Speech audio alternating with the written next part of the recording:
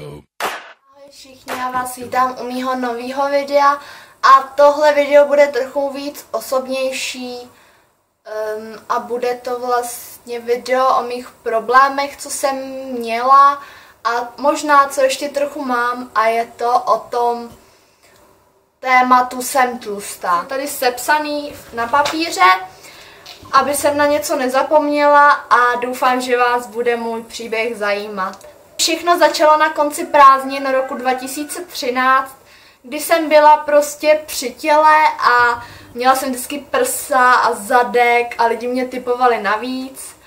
A mně se to nelíbilo, protože bylo mi 12 a nechtěla jsem, aby mě typovali třeba na 18.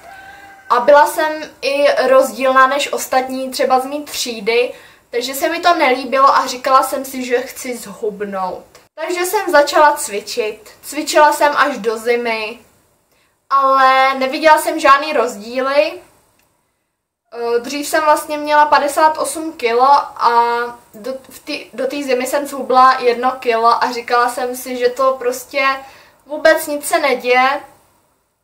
Takže jsem postupně vyřadila nějaký jídla, co jim, takže jsem vyřadila sladkosti a už to jelo, vyřazovala jsem čím dál tím víc jídel a to jsem vyřadila i do teďka. Takže co jsem jedla, když jsem všechno vyřadila? Ráno jsem nic nejedla, potom jsem šla do školy, tam jsem taky neměla svačinu, potom jsme měli ve škole oběd a to jsem většinou taky moc nejedla. Přišla jsem domů, dala jsem si lupínky, to bylo ve 3 hodiny.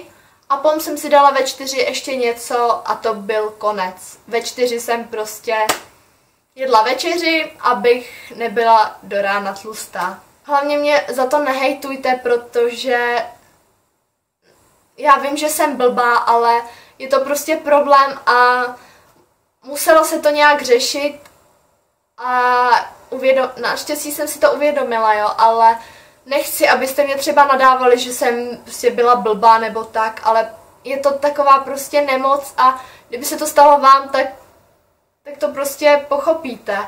A nejde ani vysvětlit, jak jsem se cítila. Takhle každý den v tom jídle pokračovala dál a ubírala jsem na váze a vlastně z 58 kg jsem měla 47 kg. A to už si asi ostatní všimli. Všimla si toho rodina, všimli si toho kamarádi, začaly mi ve škole říkat anorektičko, začaly starší holky mě pomlouvat, že jsem hubená, začaly mi na Ask psát otázky, že jsem anorektička. A prostě mamka a rodina se prostě nějak jednoho dne prostě toho všimli a začali to do mě rvát prostě, co jsem tak zubla.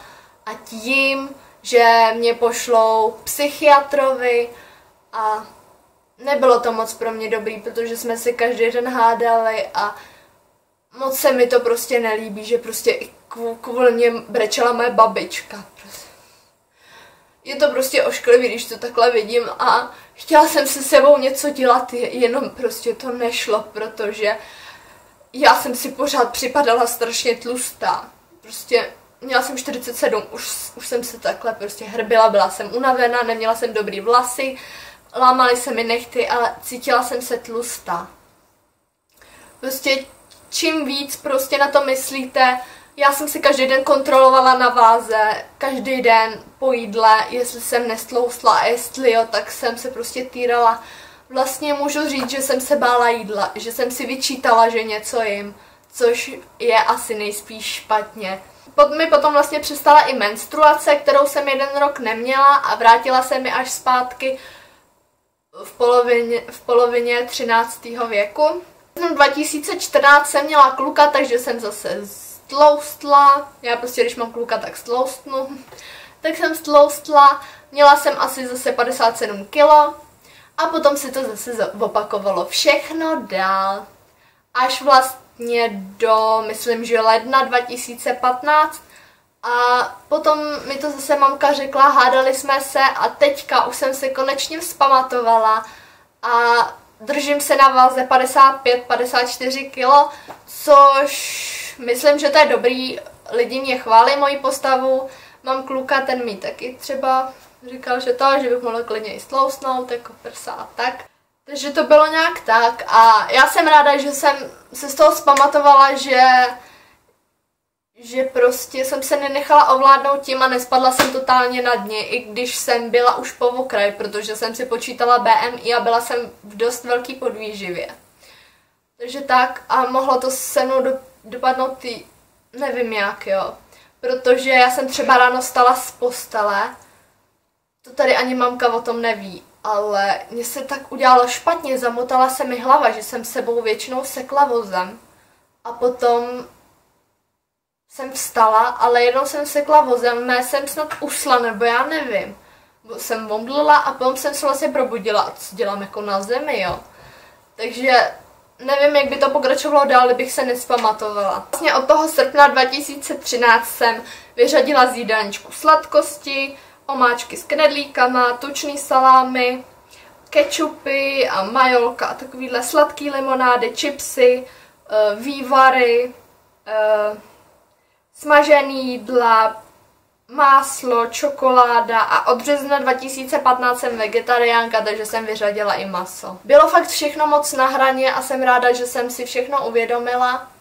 A teďka někdy občas s ním něco prostě, co by jsem asi dřív nesnědla. Bubble tea jsem pila. Prostě někdy piju i matonky a takovéhle ty slazené věci. Nebojím se jíst jogurty jako dřív, jogurty a lupínky, takový úplně ty sladký, takový ty kolečka medový, to je taky hrůza. Pekany, to je úplně boží. To je vlastně britská mysli tyčinka, v který je docela hodně cukru. Nějaký zdravý sušenky, no. Takže takhle. Vlastně holky, jestli se prostě cítíte třeba někdo stejně jako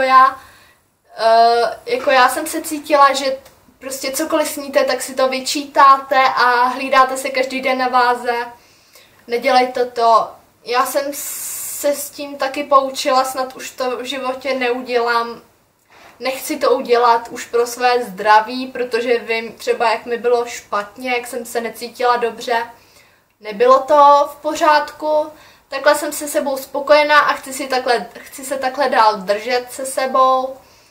A prosím vás, holky, co tohleto fakt děláte, tak to nedělejte, není to dobrý.